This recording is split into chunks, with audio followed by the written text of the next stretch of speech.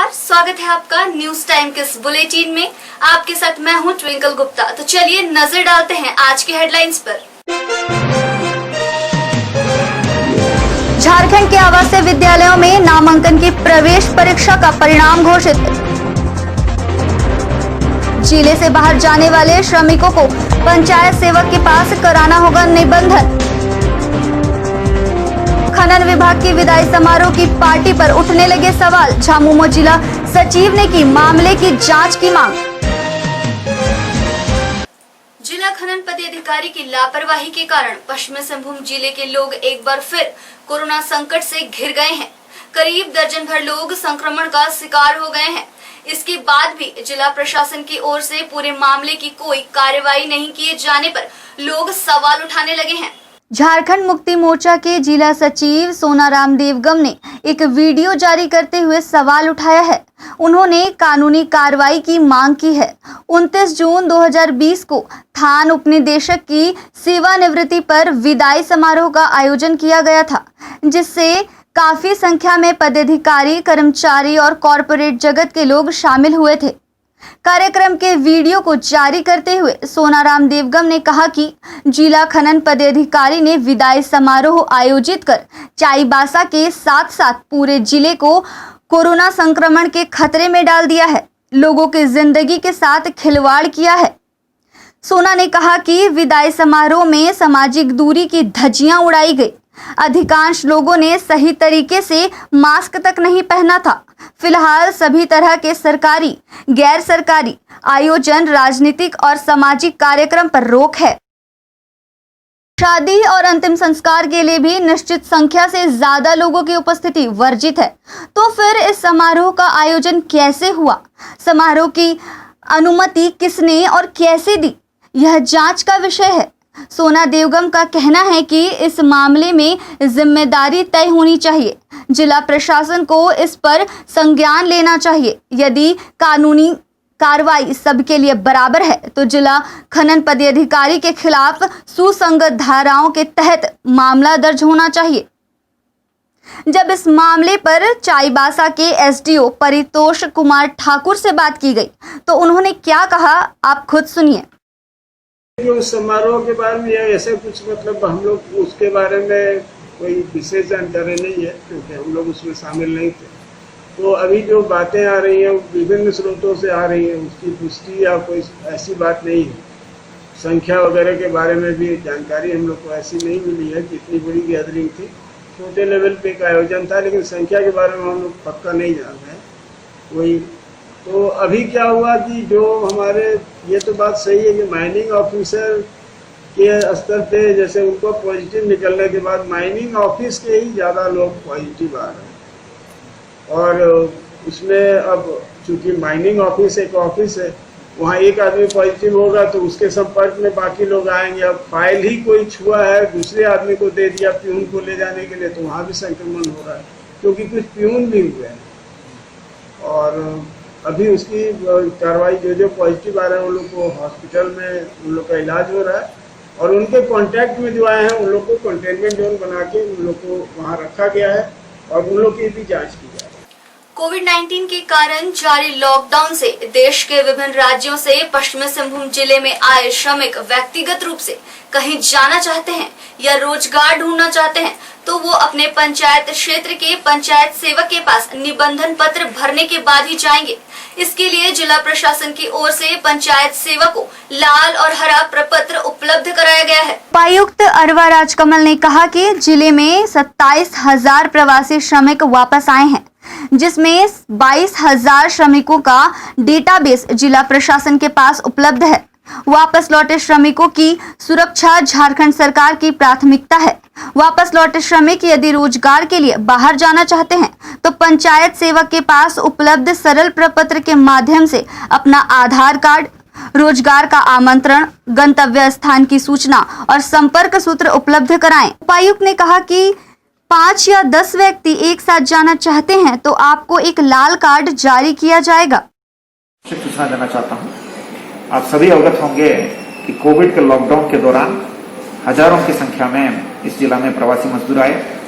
अगर संख्या की बात करें तो करीब 27,000 से ऊपर की संख्या में यहाँ माइग्रेंट श्रमिक के परिवार सहित वो लोग इस जिला में एंटर किए हैं। उसमें करीब 22,000 से ऊपर की संख्या में हम लोग का भी श्रमिक रजिस्ट्रेशन करवाए हैं। हमारे डेटाबेस में उनका पूरा कॉन्टैक्ट डिटेल्स दिए हैं। तो इस परिस्थिति में अब हर दिन हम लोगों को ऐसा न्यूज़ आता है कि कोई ना कोई ठेकेदार, कोई ना कोई कंपनी, कोई ना कोई दूसरे राज्य में जो उपस्थित जो कंपनी है उनके द्वारा इनको ले जाने के लिए कोशिश किया जाता है। अक्सर न्यूज़पेपर के माध्यम से, टीवी चैनलों के माध्यम से हम लोगों को ऐसे बस की सूचना भी मिल जाती है, तो बस की व्यवस्था उनके द्वारा किया गया है। तो इस परिस्थिति में सभी मजदूर भाइयों से, बहनों से मेरा अनुरोध रहेगा कि आपके सुरक्षा, आपके परिवार की सुरक्षा झारखंड सरकार का प्राथमिकता है। इसी के मद्देनजर माननीय मुख्यमंत्री जी के आदेश के अनुसार रजिस्ट्रेशन प्रक्रिया आवश्यक बनाया गया है। तो कोई भी अगर इंडिविजुअली अगर जाना चाहते हैं, मान लीजिए कोई व्यक्ति ऐसे हैं कि जो जाकर वहां जॉब खोजना चाहते हैं या कोई इंडिविजुअल किसी व्यक्ति को जॉब ऑफर कहीं मिला भी है, तो वैसे मजदूर से मेरा अनुरोध रहेगा कि आप अपने पंचायत सेवक को, एक बहुत सरल फॉर्म है, उस फॉर्म के माध्यम से केवल आपका आधार कार्ड और आपका जो एम्प्लॉयमेंट ऑफर अगर कुछ होगा तो, या किस जगह पे जा रहा है उसकी सूचना और आपके मोबाइल नंबर ये उपलब्ध कराने से इस फॉर्मेट में बहुत काफी सरल फॉर्म आपके लिए बनाया हुआ है। आपके पंचायत सेवक को आप सरल फॉर्म में, आवश्यकता होगा तो आप बल्क में मान लीजिए 5-10 व्यक्ति एक साथ जाना चाहते हैं, तभी आप पंचायत सेवक से मिलकर इस तरह का फॉर्म भर के देंगे तो आपको एक लाल कार्ड इश्यू किया जाएगा। ये लाल कार्ड का फायदा तब आएगा कि कल मान लीजिए कोई अनहोनी घटना आपके साथ घट जाती है उस क्षेत्र में, उस राज्य में, तो झारखंड सरकार के द्वारा जो भी केंद्र सरकार का और राज्य सरकार को जो भी लाभ आपको मिलेगा उसको हम लोगों को देने में आसानी होगी। इसी तरह आप इस फॉर्म भरने से समय समय पर सरकार के पदाधिकारी भी, लेबर डिपार्टमेंट के पदाधिकारी भी रैंडमली भी लोगों से पूछताछ करें कि वहाँ जो लेबर के लिए जो बेसिक जो फैसिलिटीज देना है एम्प्लॉयर के द्वारा वो दिया जा रहा है या नहीं, आपको कोई प्रताड़ित किया जा रहा है, इस संबंध में भी हम लोग सूचना लगातार हम लोग प्राप्त कर सकते हैं। तो लाल कार्ड के लिए आपको काफी सिंपल फॉर्म दिया हुआ है। फोटो अगर यदि होगा तो फोटो भी देना है, नहीं भी होगा तो आप आधार कार्ड और आपका फोन नंबर और एड्रेस इसमें भर के देने से आपको लाल कार्ड मिलेगा। उपायुक्त ने कहा कि इस जारी कार्ड से फायदा ये होगा कि यदि भविष्य में श्रमिक के साथ उनकी कार्यस्थल पर यदि कोई दुर्घटना होती है तो वैसी परिस्थिति में झारखंड सरकार से देय लाभ उपलब्ध कराया जाएगा। उपायुक्त ने कहा कि यदि कोई ठेकेदार या कंपनी एक समूह में 5 से अधिक श्रमिकों को कार्य के लिए दूसरे राज्य ले जाना चाहते हैं तो उन्हें एक हरा कार्ड के लिए आवेदन करना होगा। उन्होंने कहा कि यदि किसी श्रमिक को किसी भी तरह की जानकारी की आवश्यकता है तो वह जिला कंट्रोल रूम के टोल फ्री नंबर पर संपर्क कर सकते हैं। यदि कोई ठेकेदार के माध्यम से या कंपनी के माध्यम से बल्क में किसी व्यक्तियों को ले जाना चाहते हैं, मान लीजिए 5 या 6 ऐसे ऊपर 5 से अगर ज्यादा की संख्या में कोई भी मजदूर को कहीं किसी दूसरे राज्य में ले जाना चाहते हैं कार्य करने के लिए, तो उनको हरा कार्ड के लिए एप्लीकेशन देना पड़ेगा। ये भी एक बहुत सिंपल प्रक्रिया है। उसमें अब एप्लीकेशन देना पड़ेगा और किस संस्था के द्वारा प्रधान नियोजक मजदूर काम करने के लिए जा रहा है उनके एड्रेस और कंपनी का नाम और डिटेल पूरा इसमें दर्ज करना होगा, ताकि जो लाभ, जैसे मैंने बताया, कोई अनहोनी घटना घट जाती है या कोई विषम परिस्थिति में आपको कोई दिक्कत होता है तो हम उस संबंधित कंपनी पे हम लोग आवश्यक कार्रवाई भी कर सकते हैं और आपको जो आवश्यक सहयोग जो जरूरत है उस राज्य में यहाँ के स्थानीय प्रशासन, वहाँ के स्थानीय प्रशासन से बात कर आपको वो सहायता भी प्रदान करेगी। मैं उम्मीद करूंगा इसकी जानकारी सभी अनुमंडल पदाधिकारी और सभी प्रखंड विकास पदाधिकारी को हम लोग दे दिए हैं। तो कृपया कोई भी आवश्यक सूचना की जरूरत है तो 1950 पे आप फोन करें, 1950 पे। यदि पंचायत सेवक या ब्लॉक डेवलपमेंट ऑफिसर को आप कांटेक्ट कर सकते हैं, उनको सूचना देकर आप यदि इंडिविजुअल जा रहे हैं तो लाल कार्ड, यदि ग्रुप में जा रहे हैं, कोई संवेदक या कोई कंपनी के द्वारा इसका असिस्टेंस किया जा रहा है, उस कंपनी का नाम पता देकर आप लोग रजिस्ट्रेशन अनिवार्य रूप से कराते हुए यहाँ से चलें, ताकि भविष्य में आपको, आपको परिवार को, यदि आप वहाँ काम कर रहे हैं तो यहाँ आपके परिवार को कोई दिक्कत हो या पूरे परिवार अगर वहाँ जा रहे हैं तो आपको कोई अगर दिक्कत होता है तो स्थानीय प्रशासन और राज्य सरकार आपके लिए मदद कर पाए। पश्चिमी सिंहभूम जिले में मछली पालन आय का एक बेहतर साधन है। यह बेरोजगार युवकों को रोजगार का साधन उपलब्ध कराने के साथ साथ आय अर्जित भी कराता है। इसके लिए जिला मत्स्य पालन विभाग इस रोजगार से जोड़ने के लिए कई सुविधाएं उपलब्ध करा रही है। जिला मत्स्य पदाधिकारी जयंत रंजन ने कहा कि सोनुआ प्रखंड के ज्योतिष कैवर्त के द्वारा समिति का गठन कर निजी और सरकारी तालाबों में मछली पालन किया जा रहा है। मछली पालन से प्रत्येक वर्ष 50 से 60 क्विंटल मछली का व्यवसाय हो रहा है। इस व्यवसाय से अच्छी आय हो रही है। उन्होंने कहा कि विभाग की ओर से टेकअप वैन, HD, फीड सहित अन्य उपकरण दिए जा रहे हैं। साथ ही उन्हें ब्लू रेगुलेशन स्कीम, तालाब मत्स्य जीर्णोद्धार योजना के द्वारा लाभ भी दिया जा रहा है। जिला मत्स्य पदाधिकारी ने कहा कि मत्स्य किसान आसपास के लोगों का समूह बनाकर उन्हें रोजगार उपलब्ध करा रहे हैं, जिससे उनके जीवन में प्रणाली में बदलाव आ रहा है।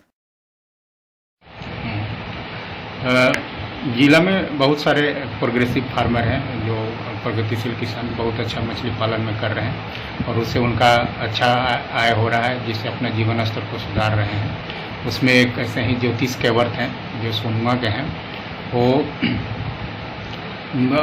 अपना समिति भी बनाए हुए हैं और उनके पास अपना तालाब के साथ साथ सरकारी तालाब भी है, जिससे वो मछली का बीज का व्यवसाय तथा मछली का पालन का भी व्यवसाय करते हैं और उनको व्यवसाय से इतना अच्छा वो कर रहे हैं कि वो अपना इतना आत्मनिर्भर हो गए हैं कि अपना गाड़ी भी खरीद लिया है, 4 व्हीलर स्कॉर्पियो है उनके पास, वो मछली व्यवसाय से ही बढ़ाए हैं। उसके साथ साथ विभाग से उनको कार्य को देखकर बहुत सारे सुविधाएं दी गई हैं। जैसे वो मछली बहुत ज़्यादा मात्रा में बेचते थे तो इसके लिए उनको पिकअप वैन दिया गया है ताकि वो मछली को बीज को चाहे मछली को एक जगह से दूसरे जगह बेच सकें।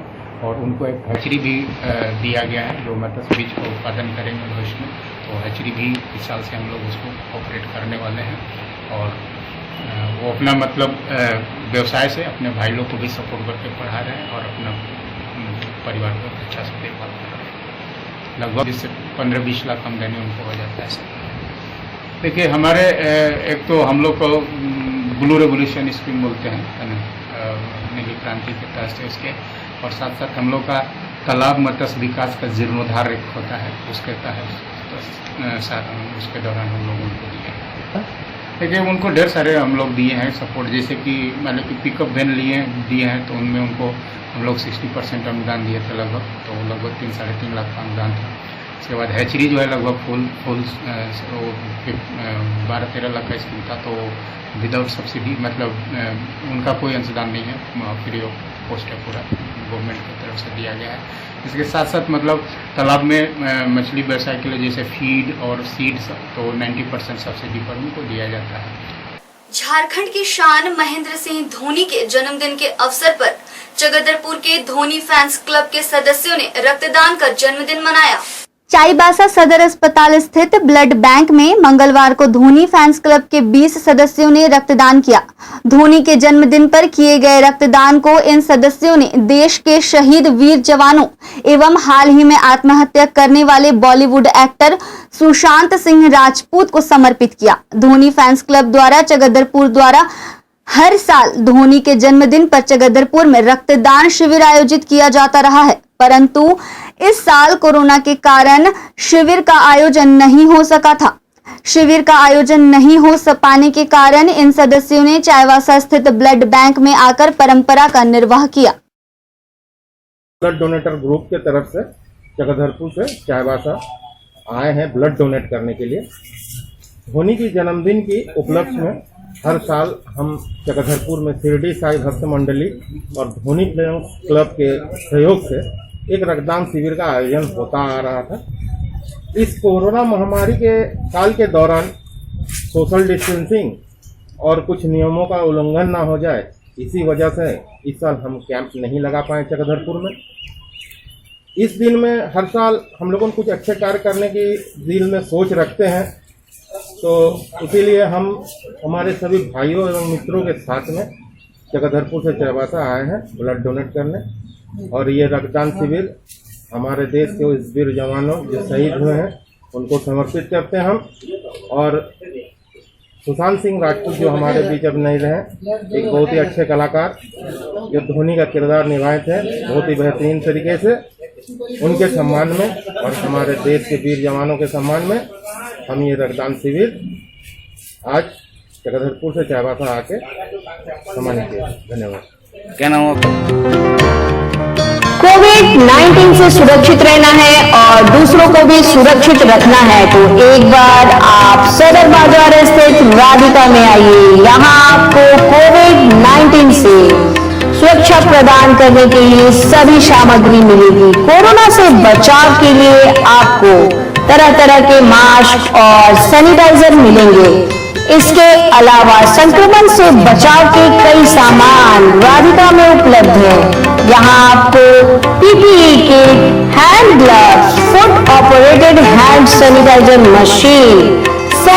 मशीन के अलावा Spiderman, Doraemon, Chhota Bheem, Mickey Mouse आदि डिजाइन का मास्क, फेस शील्ड भी मिलेगा, spray machine, nano spray, spray paint, electronic sanitizer machine के अलावा एक ऐसा टैबलेट मिलेगा जो घर के कमरे और आपके ऑफिस को पानी में डालकर रखने से सैनिटाइज कर देगा। राधिका में सैनिटाइजिंग का हर सामान आपको उचित कीमत पर मिलेगा।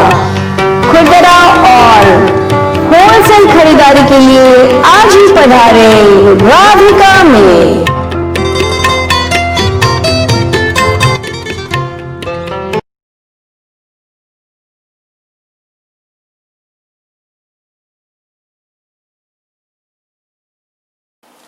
चाईबासा शहर के कोरोना संक्रमण का खतरा बढ़ने के बाद जिला पुलिस की टीम सक्रिय हो गई है। संक्रमण का फैलाव ज्यादा ना हो इसके लिए लोगों को जागरूक करने का प्रयास शुरू कर दिया गया है। मुफस्सिल थाना प्रभारी आशुतोष कुमार के नेतृत्व में मंगलवार की शाम को शहर की सड़कों पर जागरूकता अभियान चलाया गया। माइकिंग के जरिए लोगों को संक्रमण से बचाव के लिए स्वास्थ्य विभाग द्वारा जारी गाइडलाइन का पालन करने की अपील की गई।